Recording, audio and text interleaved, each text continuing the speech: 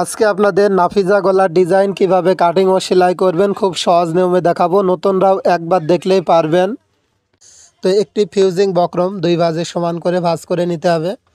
এরপর এখানে গলার লম্বা দিবেন 6.5 ইঞ্চি, আড়ের মাপটি দিবেন 3.25 ইঞ্চি। তো একটা স্কেল দিয়ে এখানে চার কোণা একটা বক্স তৈরি করে নেবেন। তো আপনি যদি এখন ব্যস্ত থাকেন, ভিডিওটি আপনার ফেসবুকে শেয়ার করে রাখুন। যখন জামা তৈরি করবেন এই গলার ডিজাইনটি দেখে দেখে তৈরি করে নেবেন। তো এভাবে যখন চারকোনা এই বক্সটা তৈরি করা হয়ে যাবে, এখন ডিজাইনটি করার জন্য এই কোণার থেকে,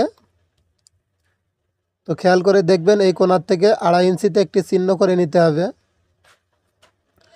তো এভাবে 2.5 ইঞ্চিতে একটি চিহ্ন করে নেবেন। নেওয়ার পর এখন একটা স্কেল নেবেন। তো স্কেলটা এখানে চিহ্ন থেকে এই কোণা পর্যন্ত এভাবে বসিয়ে একটা দাগ টেনে নেবেন। তো এভাবে যখন দাগ টানা হয়ে যাবে, এখন হচ্ছে একটা পিরিচ নেবেন। তো পিরিচটা এভাবে সুন্দর করে বসাতে হবে। আমি যেভাবে দেখিয়ে দিচ্ছি সেমভাবে আপনারা সমান করে পিরিচটা বসিয়ে এভাবে রাউন্ড করে দাগ করে নেবেন। তো দেখুন কত সুন্দর একটি পারফেক্ট ডিজাইন তৈরি হয়ে যাবে।